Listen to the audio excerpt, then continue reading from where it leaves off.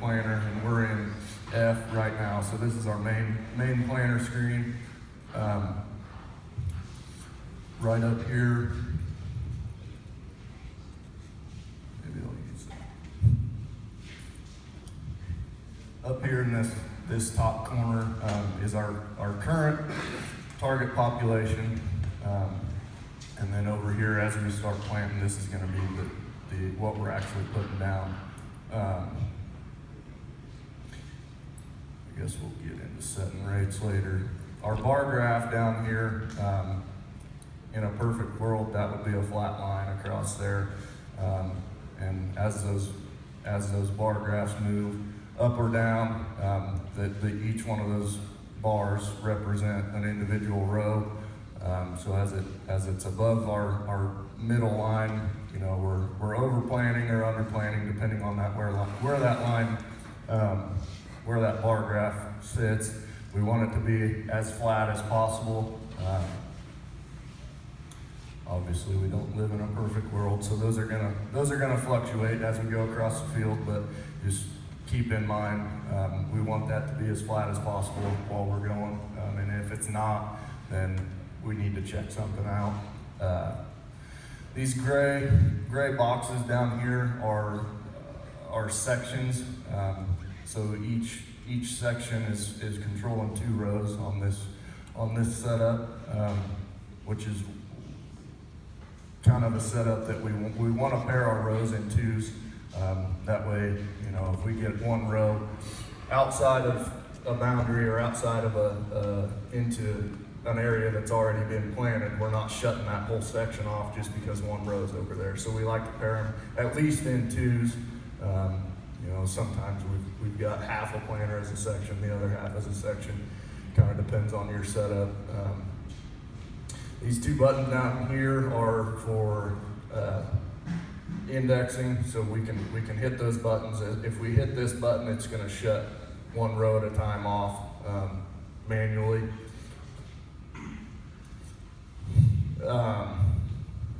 Working down the screen or across, our quick start reset. We use that when we're backing into a corner.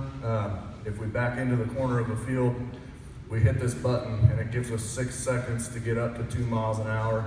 Basically, it's just going to minimize that skip, that startup time for all the meters and everything to start working. So we hit that button before we pull out of that corner, and that minimizes our skip as we get to moving. On down, our rotate meters button. If we stop to fill the planter and the meters are empty, we may want to hit that button a couple times. Each time you hit that button, it's going to rotate the meters approximately a half a turn. So that's a way to get those meters full. So we're not waiting on any mechanical delays to get that seed to the meters before we start planting. Down at the bottom half of the screen, most of this is kind of performance monitor stuff. These are our acre counters, and those can be changed in our drop downs. You can have, I think there's 2 acre counters, and this one's going to count down to 0. So if you're pulling into a field that's 83 acres, and we'll get to where we can plug that in another screen, but we can plug our 83 acres in, and then it's going to count down, from 83 to 0 as we work through the field. Just kind of a reference for how much of the field we have left.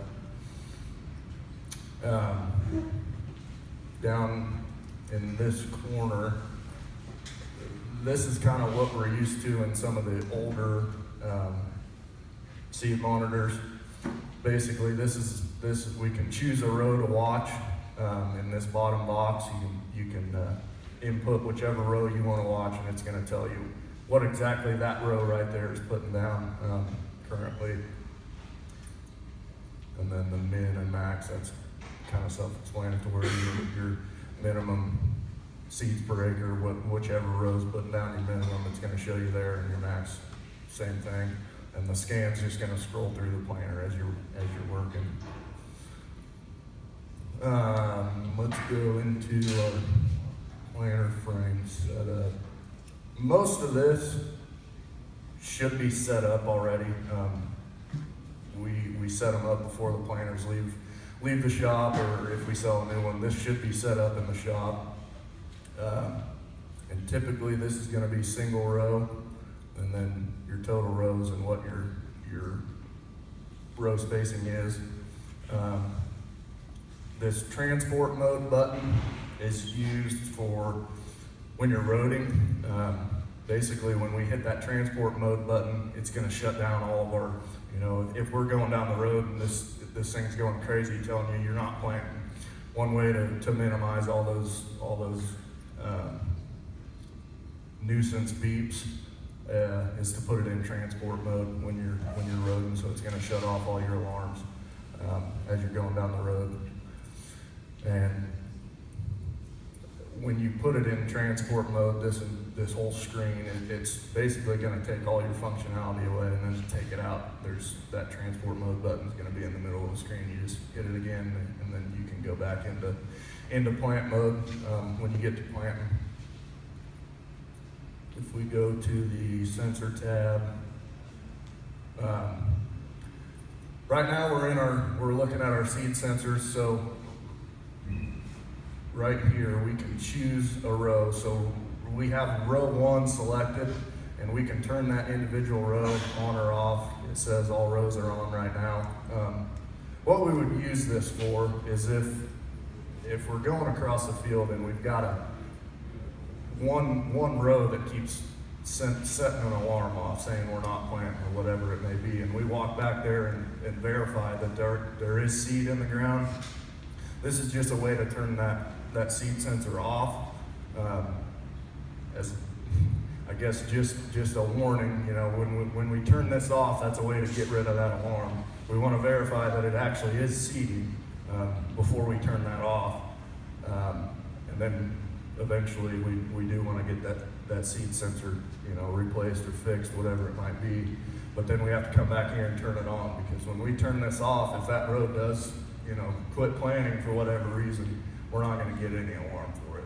So that's a way to shut a seed sensor off. If it keeps alarming you, but it's actually planting, we can turn it off until we get that sensor fixed.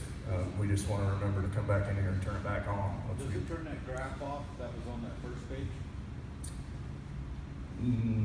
Yeah, it will.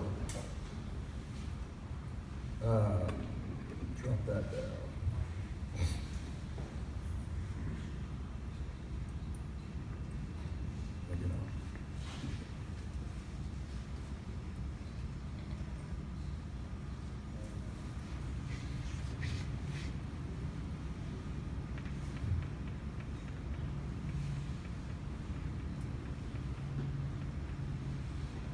Just explain. Like the only other one I was going to go over is the height sensor.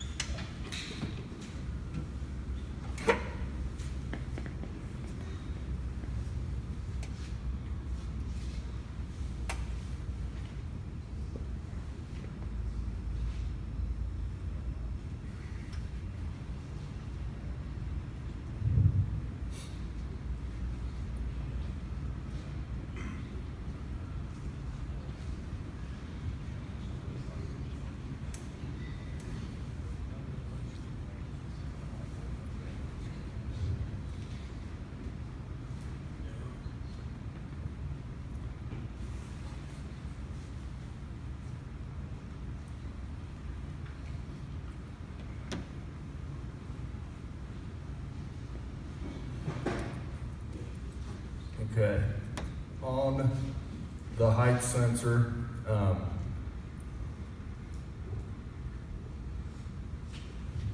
I guess quick to calibrate our height sensor, hit that button. We'll hit this button and then basically it walks you through it. It's pretty simple, but hit our raise button, raise the planter all the way up, hit accept, and that sets our fully raised position. Same thing for lower, fully lower the planter, hit accept, and then we've calibrated the height sensor now. Our two check boxes here, typically we're going to leave it on common, and basically what that's going to do is it's going to shut our seat off at the same set point when we're raising up and lowering back down. Separate would just be you'd have separate set points for when you're raising up, it's going to shut off here, and when you're lowering down, it's going to shut off right here. Typically we're going to leave it on common. And then to actually set the set point, that's what this button is here. We'd set the planter, 2 inches off the ground or wherever we want that seat to turn on and off. And when we get that set, hit that button and we'll save our set point there. I need to go into vacuum. Oh, you're in XP now, throwing me for a loop. I guess real quick in vacuum, if our vacuum's off and we're getting any sort of reading that we do have vacuum pressure, we can choose our sensor here. We don't want to change cal value, but we can choose which sensor. Say this number 2 is we're getting a reading and we know our vacuum's off. We can select that sensor that's getting a reading and zero that back out, just so we're I guess it's kind of a way to calibrate, I guess, or make sure we're not getting any false readings in our vacuum sensors. I think we can go ahead and go to drives.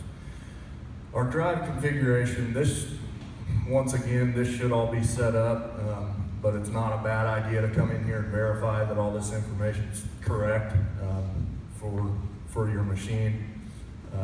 And if it is not correct, we just hit this button and it'll open up another pop-up and we can change, to set up to match our actual planter.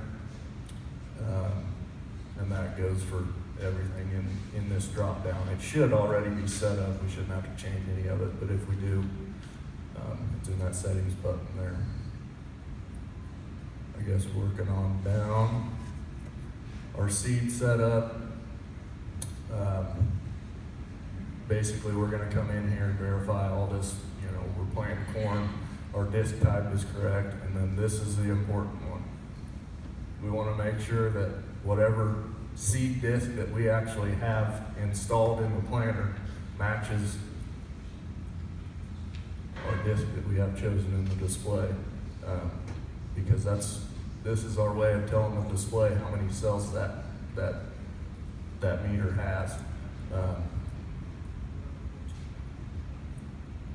Our population adjust, you might have to help me out on this, but if we're putting down, say a higher rate and our seed sensors can't count the seed that fast, this is one way to adjust or basically tell our display that, hey, we're putting down the right amount. So if we're trying to put down 38,000 and the display is saying that we're only getting 30,000, but we know that there is 38,000 getting put down, this is where we would adjust that. So we would take our rate divided by the actual, or actual divided by the rate. And so if it was 38,000 and it's saying 30, what's that math? If our target's 30 and it's saying it's 38,000, you're 1.8. Okay. So if our target's 30 and it's saying that we're putting 38, basically we've got to do a little math, and we put 1.8 in there to adjust, basically telling our display that, you know, we are putting down the correct amount, and it'll make that adjustment in the population. Our show rates, this is where we go in and we can set up, you know, some preset rates to where if we're, you know, maybe we're not planting every field at 32,000. Instead of coming in here and typing all these rates in at the beginning of the year, we can put technically 5 rates, and then this would be our prescription. But this is going to give us that quick list on the main planner run page. We can drop our list down if we're changing from 32 to 36. If we've got 36 in rate number 3 and that rate is turned on, then that 36 will show up in our quick drop down list on the main planner run screen. I mentioned rate number 6 is only used for prescriptions. So if we've got a prescription created, I looked at this earlier, this should say RX. I think it's just because we're in a simulator, it doesn't look quite right. But if we've got a prescription made and saved, you know, to the card in the display, or it's part of your setup file, we need to turn this rate number 6 on to run that prescription. And then once we get all of our rate numbers set and turned on, we hit accept, and then all these rates will show up in our quick drop down list at the planner run page. I think I'm taking up a lot of time, but real quick, that go into the totals. On that main run screen, when we want to count down to 0, this is where we come in and put that. If we're pulling into an 83 acre field, type 83 in there, and on that main page, that'll transcribe over there and start counting down from 83 to 0 when we pull in the field. I think we've kind of gone over some time, so I'll pass it over to Matt, and he'll go into SeedStar XP.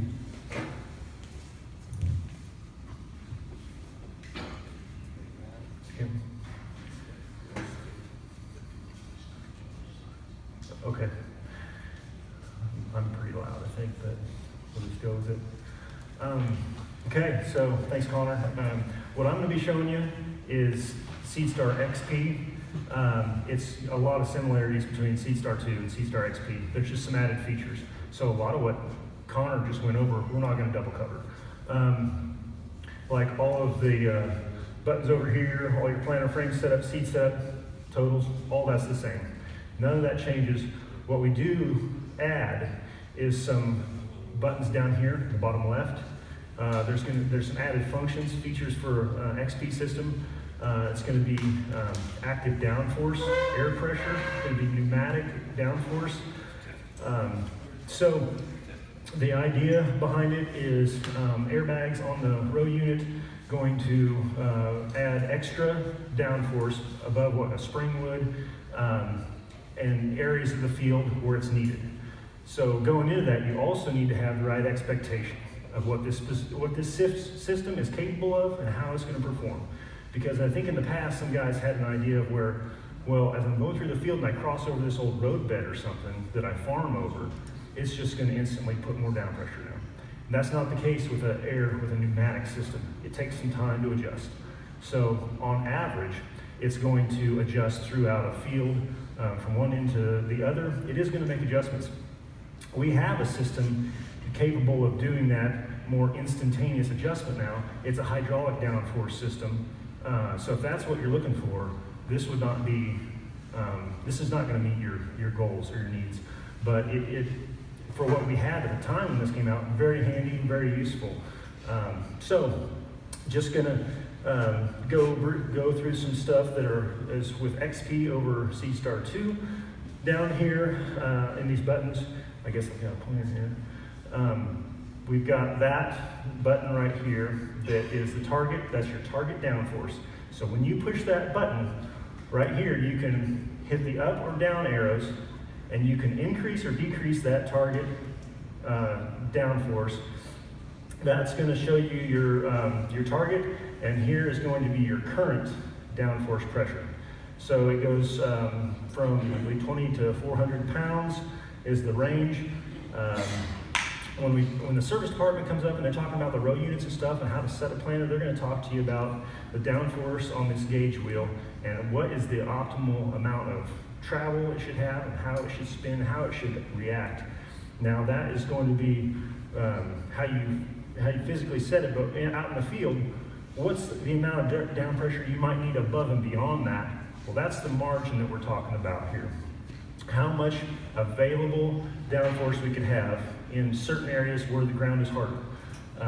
That part of the field that isn't quite as soft. So after we decide what we want, we'll hit the accept button, and they'll take us back to this page. So we've set our downforce. Again, this is our target, and this is what we're currently getting, our actual downforce pressure. This button right here is going to be the seeds per acre, and it's going to be what we're looking at currently, seeds per acre. The next button is singulation. So, yes? Down pressure you're talking about is air pressure or weight on the gauge? Weight on the gauge wheels. Yep, that is not measuring 400 pounds of air pressure in the back. Yep, good question. So the next button, moving on, is singulation. It's going to have some information over here. Your average is 94%, accurate, 2% skips, and overpopulating and leaving doubles. It's going to tell you multiples and the high percentage of skips and multiples. Again, up here we have a bar graph to represent that. Anything above the line is going to be doubles, and anything below that we're going to be leaving skips on those rows. Next one over is seed spacing. It's going to have a bar graph to represent each row again. And over here we're going to give you your average seed spacing. Again, you're going to have skips and multiple readings with that. If we move down to the downforce ride pressure, you can turn on and off your active downforce by just check marking that box. There's 3 sensors on the planner. Not every row is going to have a weigh bar sensor, but there's going to be a left, a right, and a center to represent those. Show you what your downforce is. Again, this is your current, and we can set our target right there again. So the next one is ride quality. The neat thing about ride quality is when you see a variance in ride quality, you're going to also see that represented in your singulation or your spacing, mostly in your singulation. Because the more that row unit starts to bounce back there, you're going to start seeing more doubles, or you're going to start seeing more skips because it's going to be shaking those off the plate, or coming down the tube, it's going to be not letting them just lay smoothly down in the trench. So the next one is the magnifying glass is going to be row details. If you hit that, it'll be a full page, and you can select what row you want to look at, and it's going to tell you your population, singulation, multiples, all this information, your ride quality per row. If you hit the circling arrows, it's going to go through more rows if it was not a simulator. Hit accept. And then the very last one is a really nice page because it's an overview of the entire planner, all the rows, and it's going to give you your averages, whether it be your downforce, your ride quality, all that information is going to be on one clean page that you can set up and look at. Down here at the bottom, again, you can increase, decrease your target down pressure. You can turn on and off sections by indexing. So a lot of good information on that page right there. Hit accept, and it'll take you out of that page. Again, a pneumatic system is a great system, but if this spring, there quite possibly could be a water or a mud hole in a field or two. As you're going through an area and you go through that, it's not going to lighten up quickly enough to not bury those gauge wheels in the ground. It's not going to save you out of that deal, which is a good plug for spoked gauge wheels. Could come in handy this spring in those muddy areas. But again, set your expectations right. Talk to your salesman about hydraulic versus pneumatic downforce. Could be a big difference for you. What route you would take for what kind of planter you would purchase. Hey, Matt, Yep. that seed simulation and spacing, Yeah. does that have an advanced sensor that helps that, or is that just all computer software? It's software, and they're using the same seed sensor. Going to be a lot tougher when we're dealing with soybeans or something like that's harder to count. Corn seems to be real accurate, but it's gonna pick up those doubles and singles as to how far apart they are coming down that tube. Yep.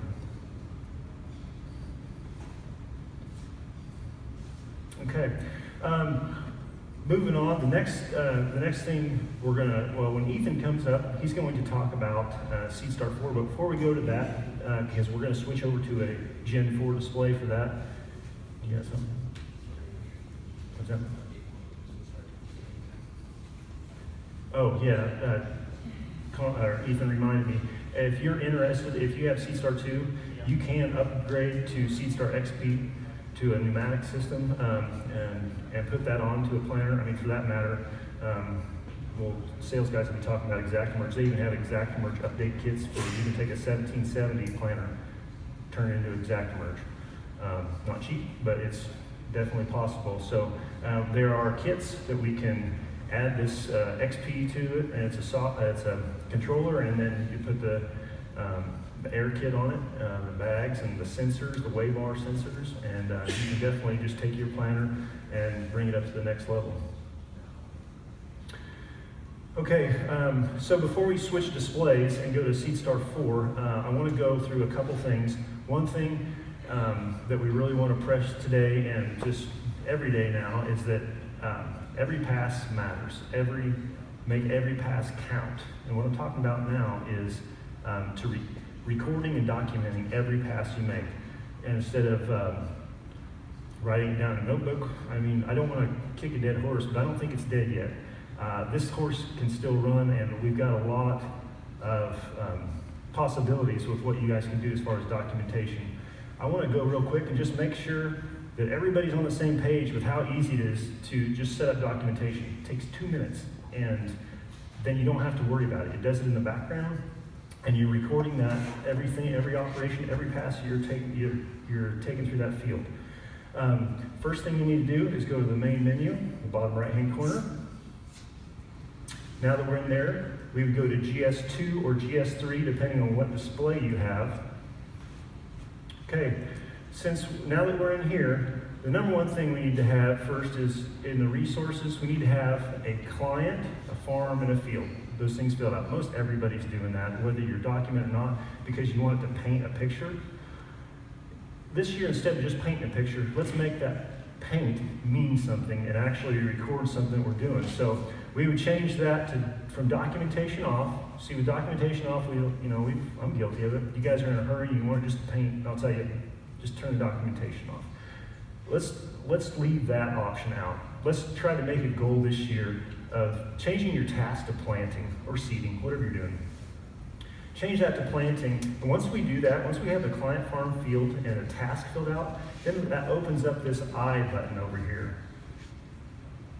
It allows you to go in there and document what you're doing. So this is a good representation about how we shouldn't fill out documentation. Guys will call me and they'll say, "I ain't painting. I tried what you said, and I'm filling out this documentation, but I won't paint." Well, up here, we've got an extra tab, a harvest tab. We need to get rid of that.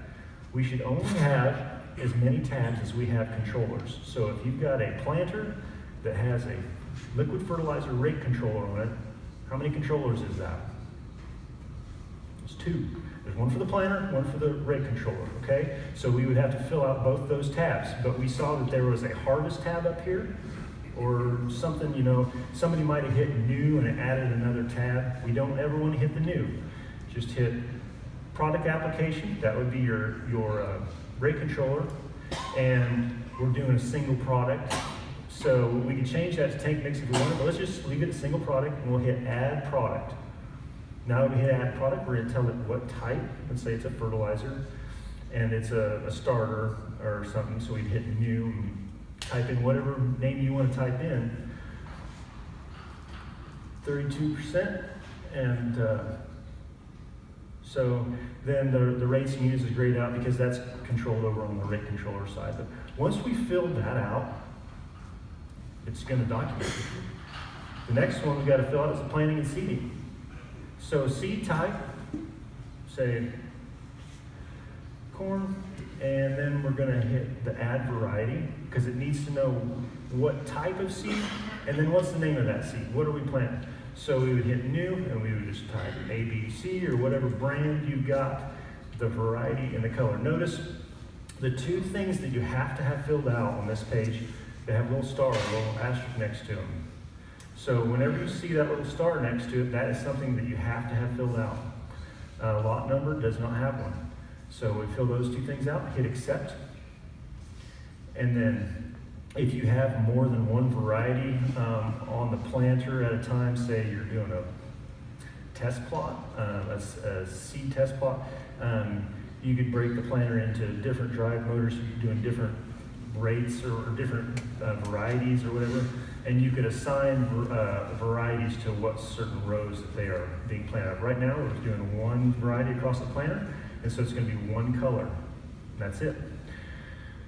So the target, that would be controlled over on the seed star side. We don't have to worry about that. If we were doing a prescription, we would hit the RX button, and then we would go in there, and if we loaded it into the display with a thumb drive, the prescription, we would just drop this box down and select the name of that prescription that we've already named it. Once you've selected that, you would hit accept, and you'd be good to go. We filled out documentation, and now you don't have to worry about it again for the rest of that field. Go on, and if you're doing the next field, the same variety or whatever, it's going to continue to document under the next field with that same information. So really easy, really important, and you only get one shot at it. So I can't stress enough how important it is just to take that little bit of time. And if you can't remember, call us. We're really quick to help you out through that. That's really easy stuff, and don't feel dumb about calling either, because yes, I understand that there's simple, quick questions we answer and get you going, but if you're not moving, that means it's an important answer, or important question. So let's just get through it and get you going. Next thing I want to talk about, because we got documentation covered, is that rate controller I mentioned. So if we go to the main menu, this is the John Deere Rate Controller 2000. This one we've had for a couple years. I haven't moved a lot of them, but this is our new rate controller that's capable of controlling up to 4 products on its own. With our Greenstar rate controller, you can do one single product per rate controller. So what we call daisy chain 4 rate controllers together. We mount physically 4 rate controllers, one for each product. This gave us an option to just mount 1 rate controller and do up to 4 products. So we'll go into the rate controller. We've got it set up as liquid fertilizer right now. I know it looks like a sprayer, but that's the tank, and then each of the 6 sections that we have set up on this planter.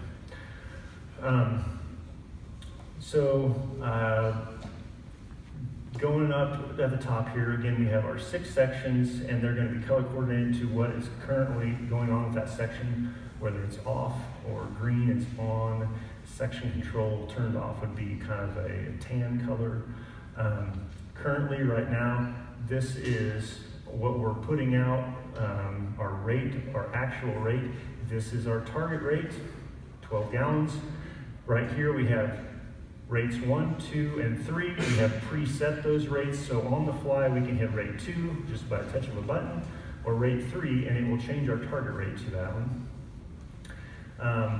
Down here we've got some current information of gallons per minute, what's going out, acres per hour, speed, and current tank level.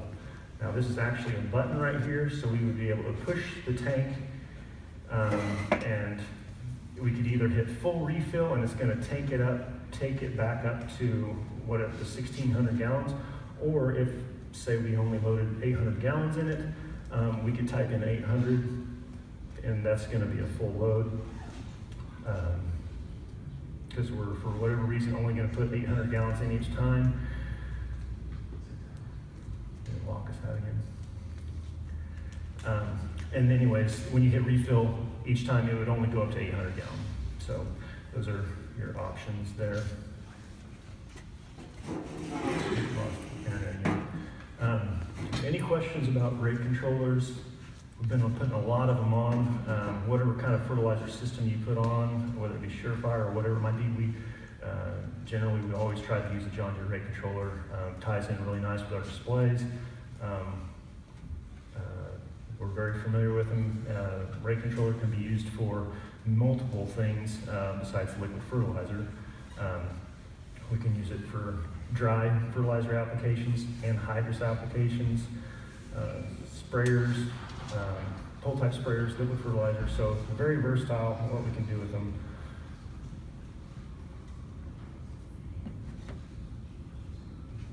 If you've got a custom idea for a fertilizer system on a planter, which I think every one of them is custom, pretty sure, we've got a solution for you. Between us and our suppliers, we've done a lot of different custom one-off jobs on the fertilizers, especially on planters. But we're able to dream with you and make it to meet your goals.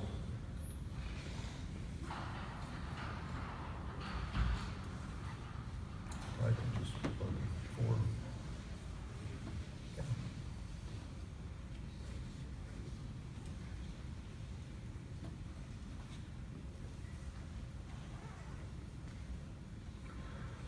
While we're loading that up, I was talking about documentation and the importance of it.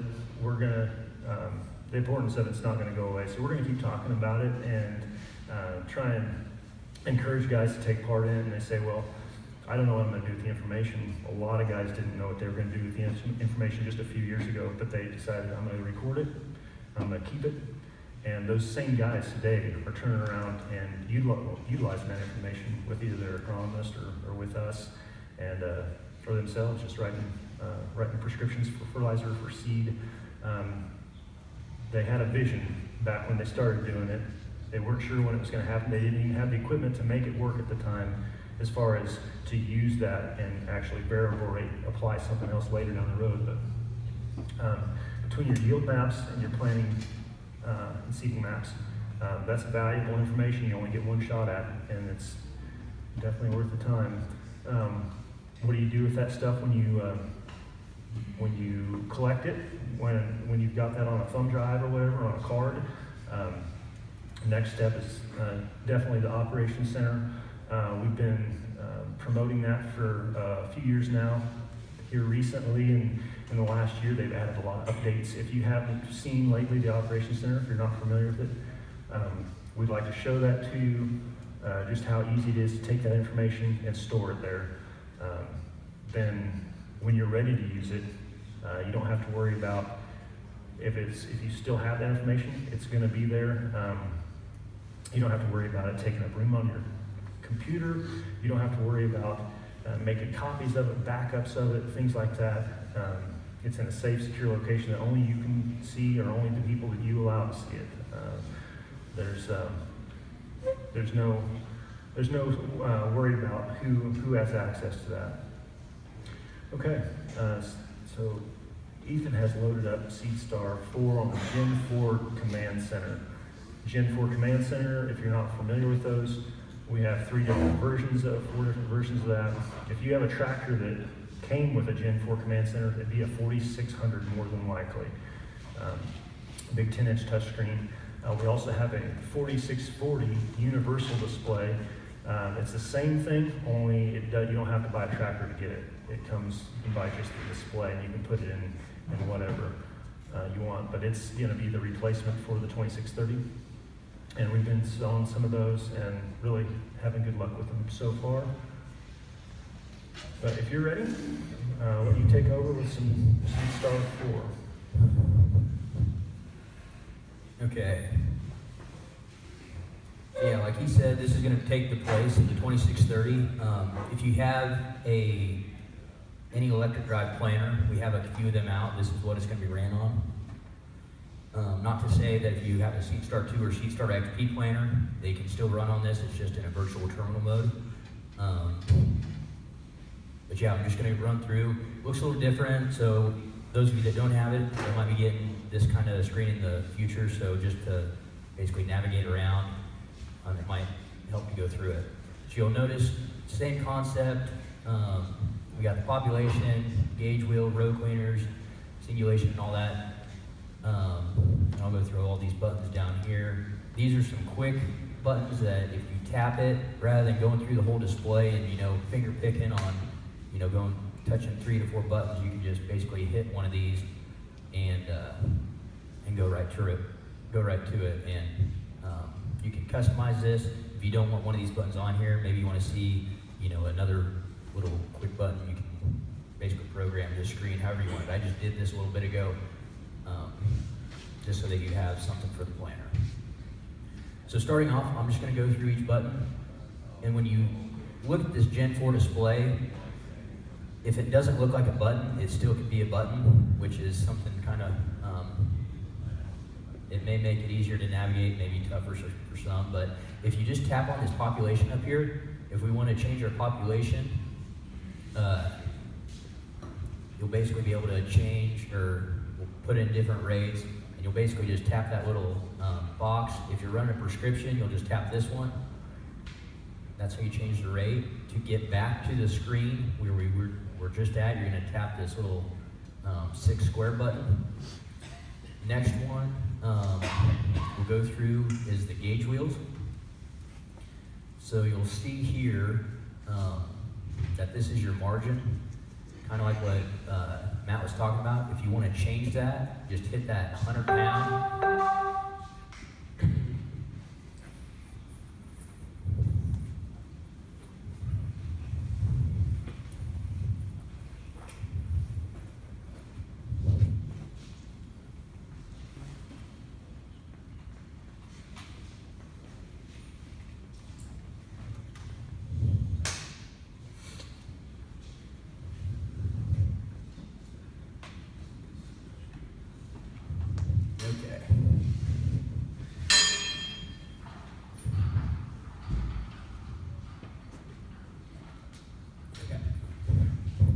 So yeah, this is your downforce margin. If you want to hit that, you can change it in increments, or you can just tap one of these and basically change whatever you want.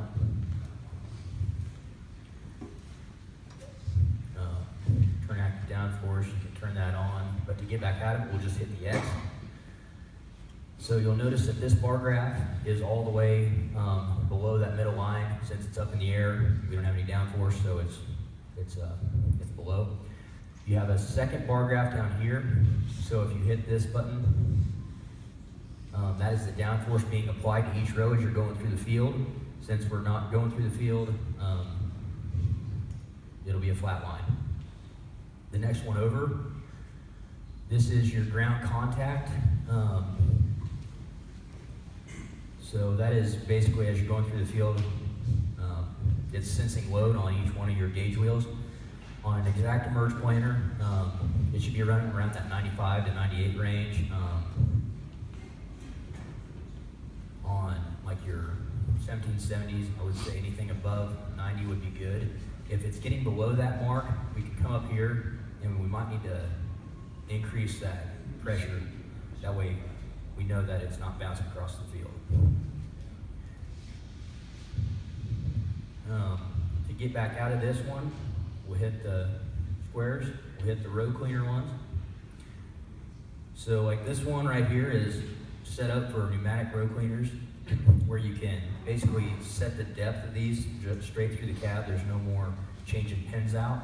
We have 3 presets, and we can basically change or have presets. up here, these little buttons, if we wanted to raise the road cleaners, we would just hit up and it will raise it. And we don't need to. If we hit down, and they're split up to different sections, so like the wings, we can have a different pressure compared to the center sections. That way, you know, in the center, if we're needing basically a little more pressure to get where the tractor's driven, we can add that. A good place to start with these is 25, then you can adjust from there. And then this bottom one is how you would adjust how much pressure is basically going down on the road cleaner. So if you want them to float a little more, we can change those numbers, or if you want them to dig a little more, we need to change it that way. And as you notice, if you go back into this, every time I'm going into one of these different buttons, this population is staying here. That's a nice feature, whereas, you know, on SeedStar XP, if you want to go into singulation, we basically lose this, but with SeedStar 4, you can watch two things at once. If we go into singulation, still have the same concept where doubles are up top, skips are on the bottom. One nice feature is it gives you a percentage of average percent of your multiples, but then this little R with the arrow pointing up, that is your worst performing row for doubles. And then down here gives you an average of your skips, and then your worst performing row of skips.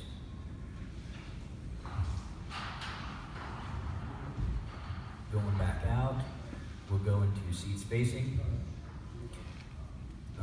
It's in CV, coefficient of variation, so when you're seeing this bar graph, you want this thing to be as low as possible. If it gets higher, that means you're basically having not a good performing row. Anything below 30 or 0.3% or 0.3 over here is good. If you're running exact merges, you're going to see that around 0.05 to 0.10, just because it is really pretty precise.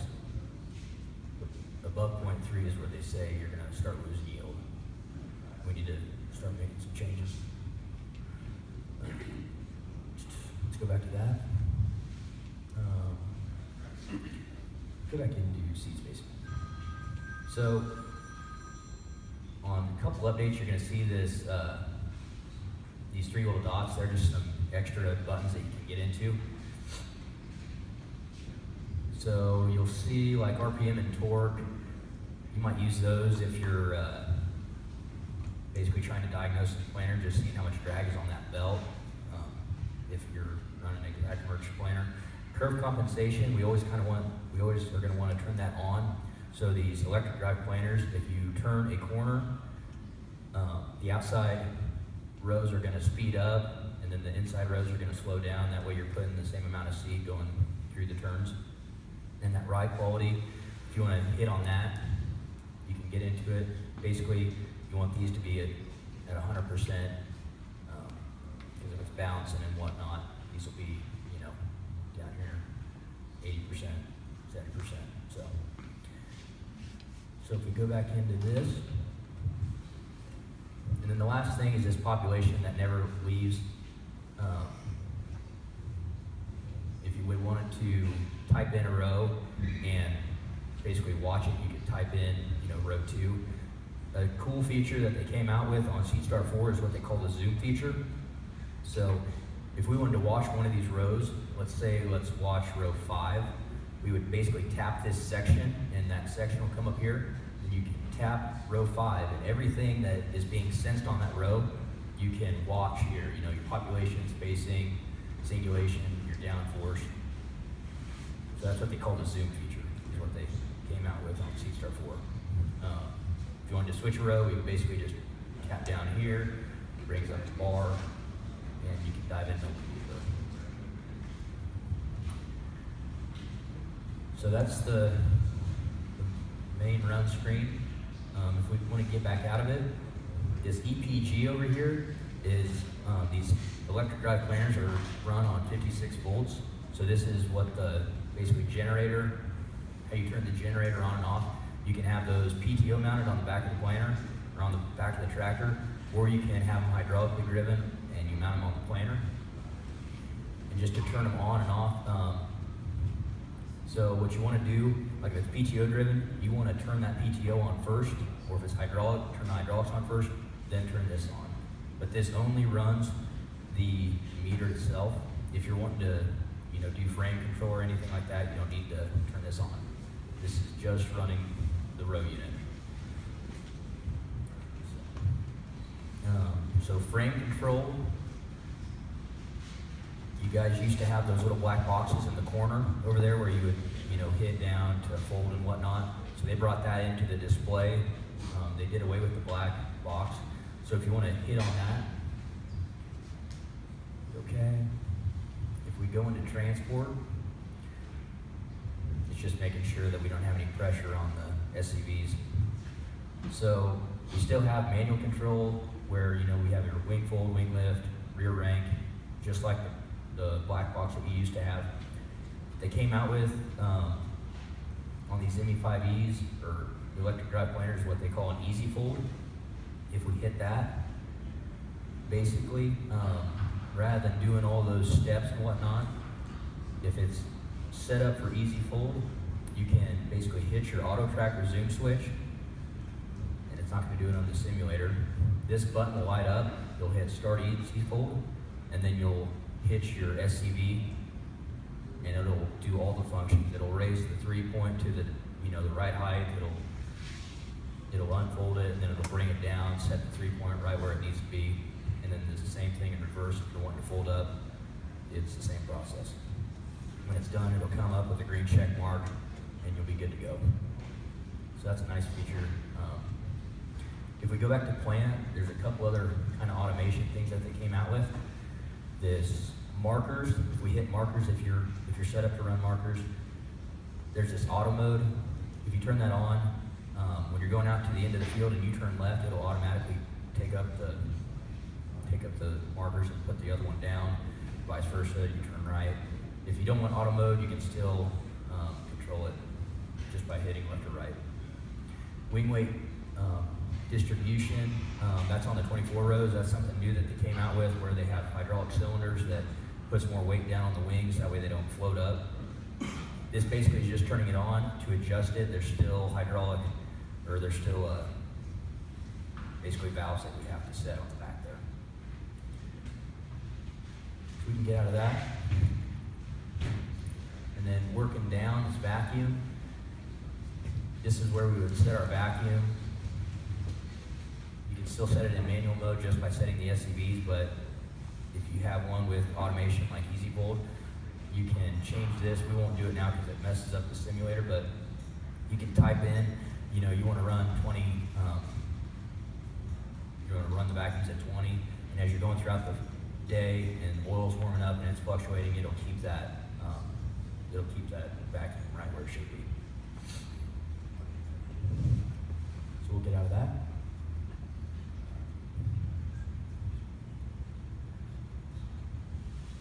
So that is SeedStar 4 in a nutshell. A couple other things I want to go through. He went through documentation on a 2630. I'm just going to go through documentation on this 4640. So this setup button down here, it kind of brought in 3 buttons together on your 2630. It brought in your equipment, your resources, and your documentation. So if you hit that, you got your basically resource button where you can put in your client farm and field. It's got your equipment that we can set up, and I might just touch on a little bit. If we go into equipment and we hit planner,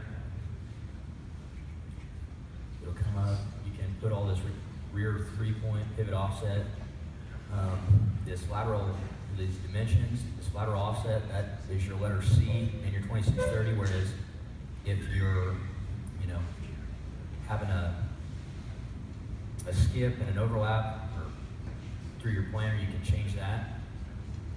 If we go down, the one that I wanted to touch on, go down one more.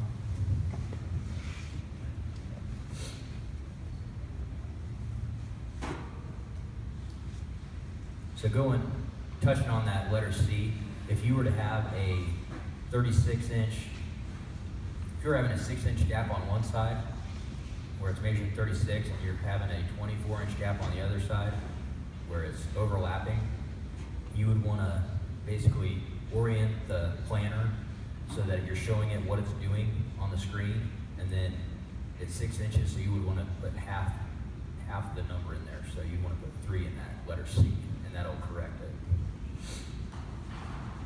And then once it gets it back on, section control on a 2630 used to be controlled by your A and B numbers. Now it's called working point. So if you have that number where it was in there, that working point is from basically from your implement to where the seat drops. Any questions so far?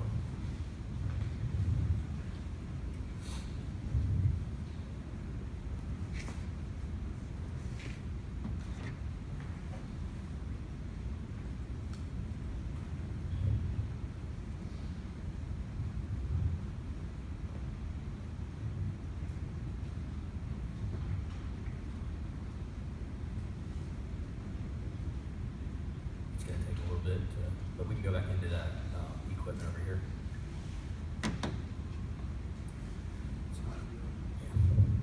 Okay. If we get out of that settings manager, that's something new that they came out with. So if you have your own SCVs set for your vacuum for one crop, and you go to Milo, and if you want to save those settings for corn, you can basically go in here, save it. That way, if you ever need to come back, you don't need to go through all the steps of setting everything.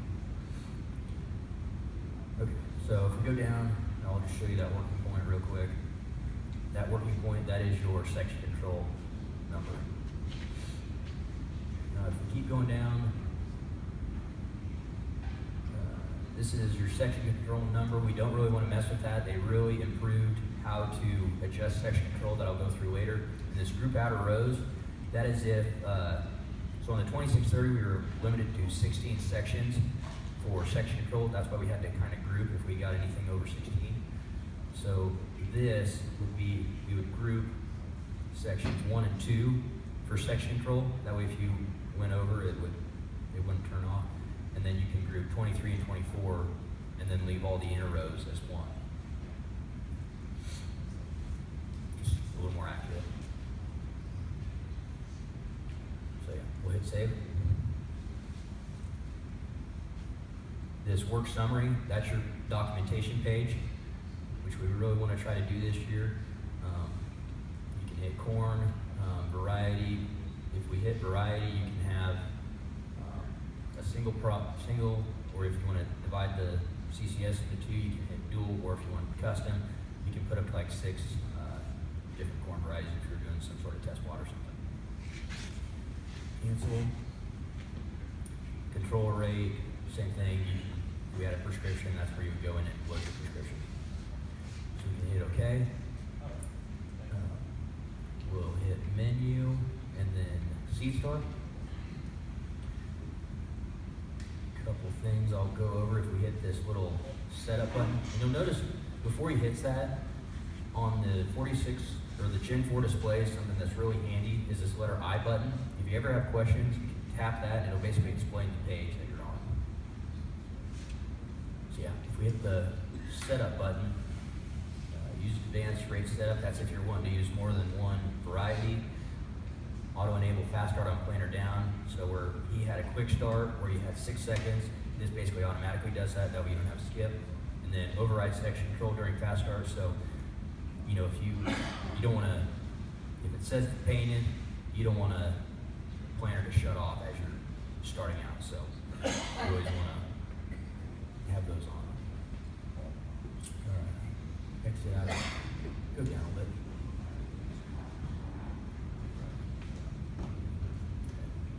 Out of this. A couple other ones. If you're running exact merge or MU5E, if you wanted to fill the meter, we would hit fill. If you're wanting to get all the seed out of the meter, that would be purge. And there's a couple of other things I wanted to. Oh, okay. And like he was saying, if you're having that hydraulic downforce, you're place, there's the ability to hit pause. That way it doesn't, put all the force down as you're going through that soft spot. So you do have that ability with C-Star 4. If we hit exit and go to applications,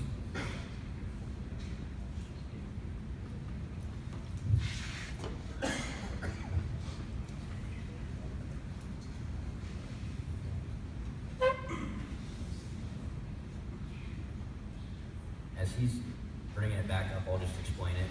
So it used to be where with section control on a 2630, we would need to know the time of seed drop. And if that was off, if you're seeing a skip, we'd have to basically play with those times, and maybe it's right, maybe it's wrong.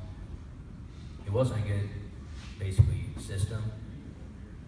The way they improved it now is we go into the section control button, and if we get out and measure, and we're having a 2-foot, basically gap going out, it's shutting off too early. We just basically tell it it's 2 feet, and it'll ask you how fast you're going, 5 mile an hour, and then it'll make those adjustments internally. That's going out of a headland. If you're coming back into a headland, maybe it's over seating, 2 feet, we can put in 2 feet, speed, does all the calculations, and you're basically good to go. No more of this guessing what kind of, seed drop time is and whatnot. So if we want to go into applications, and then scroll down to section command,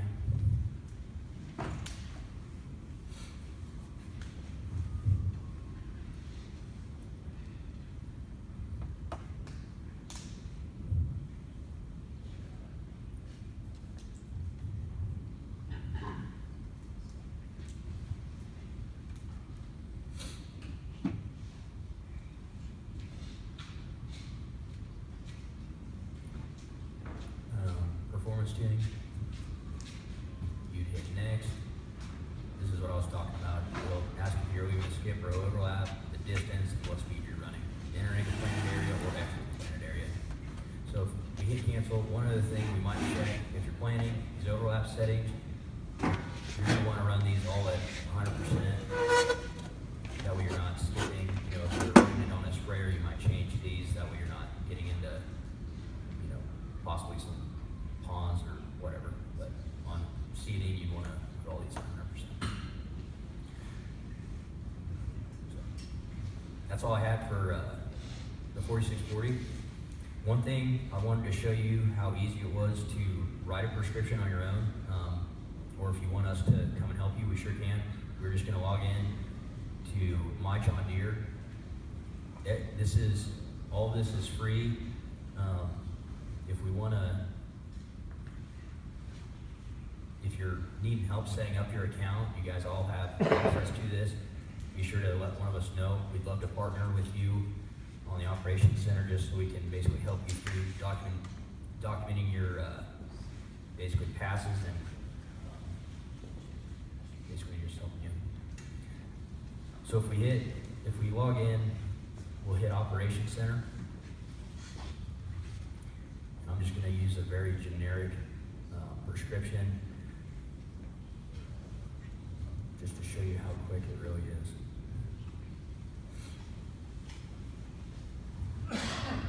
So this is the page. You'll come up. If you have your fields on here, you'll be able to see all your fields, equipment, fields. But if we come in here to this little window icon and go to the tools page,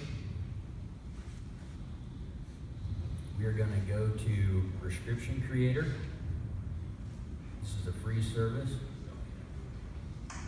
I'm going to sign in with My John Deere, and it's kind of come through and ask you how to, basically what organization you're with. We're just going to do it under our demo field. You can type in Carico.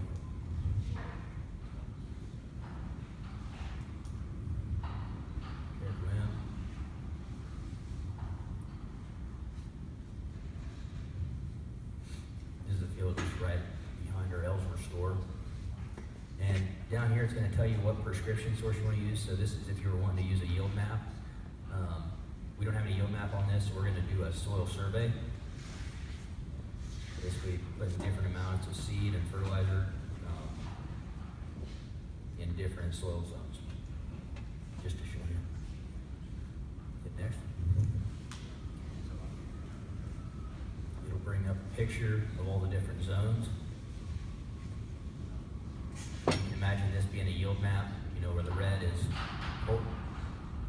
lesser performing areas, green is where it's higher performing.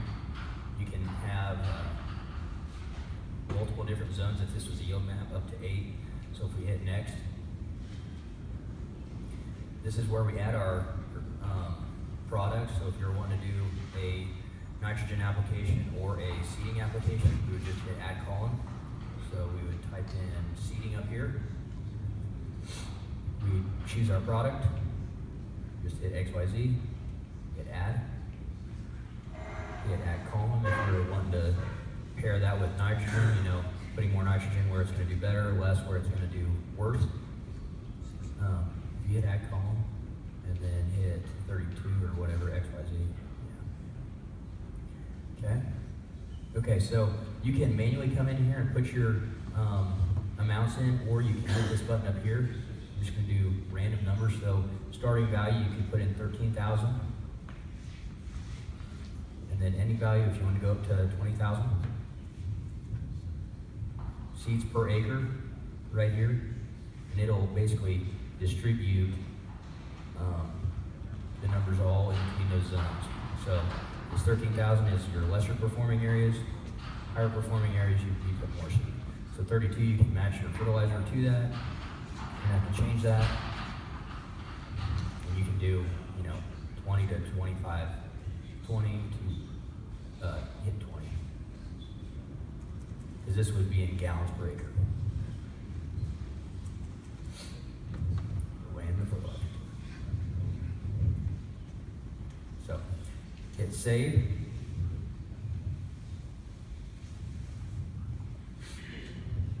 And then if we were to go back into our tools page, it says the prescription has successfully been created. If we go to tools and this files tab, it sends the prescriptions to the files. And it is right here. We have a 32 prescription and then a seeding prescription. And we would just basically click those two, put them on a thumb drive, and take them out to the display. If you had wireless data transfer, if you uncheck one of these, you can only send one at a time. If you had wireless data transfer, you could basically send that straight to the tractor. You wouldn't have to, you know, manually do a thumb drive or anything. But that is how you would make a prescription, and we're more than welcome to you guys out with that, or the process of it. And that's all I had for. Did you have anything else you wanted to show on Operations Center? Not in the Operations Center. I might mention that we do have some promotions going on right now with our JD Link. If you have a tractor or sprayer combine that's capable of JD Link wireless transfer, they have the JD Link Connect subscription. There's a promotion right now on it for it's regular $600, and right now it's going for $200 for a year. That's per machine. Then we also have another promotion going on with the MTG, or this is basically the cellular modem that goes in your piece of equipment that allows you to do wireless transfer and have all the functions of JD Link, all the machine performance and everything. So currently now we're using 4G technology. Some of your tractors and equipment out there still have 2G, old 2G modems in them. Those currently do not work. 3G ones still work temporarily. We are trying to get those upgraded to 4G modems before they quit working, but they have a promotion on that as well. It is currently $400. You get a 4G MTG, and it also comes with a year of JD Link Connect subscription, which is wireless data transfer. Of course, then other things come along with that, remote display access, so that your hired man or son or somebody else on the other end, or us, to help you get through whatever's going on, we can remote into your display at your request, and view what you are currently seeing as you're going through the field, so we can walk you through whatever issues you might have. But if you've got any questions about JD Link or these promotions, we'd be more than happy to talk with you about it, and get you, of course, also the Operations Center. If you're not currently a user of the Operations Center or don't have an account, it's free. We'd love to set you up with that today. Just get with one of us 3 guys at any time, and we will answer your questions or get you rolling on that. And if you guys, want to load this data on your own, I might just hit on that just very quickly. If we want to hit this button up here, the window pane, and go to Tools page. If you're wondering how you get it off your display into the Operations Center, this is how we would do it. It is John Deere Data Manager. So this is something you would download to your computer. It'd be a little icon. Once we hit it, it'll come up and you basically put your thumb drive in the computer. It'll say what USB you want it to, what organization you guys are. It takes 3 minutes and it's up. Very, very simple. That would be if you don't have wireless data transfer on your current machines.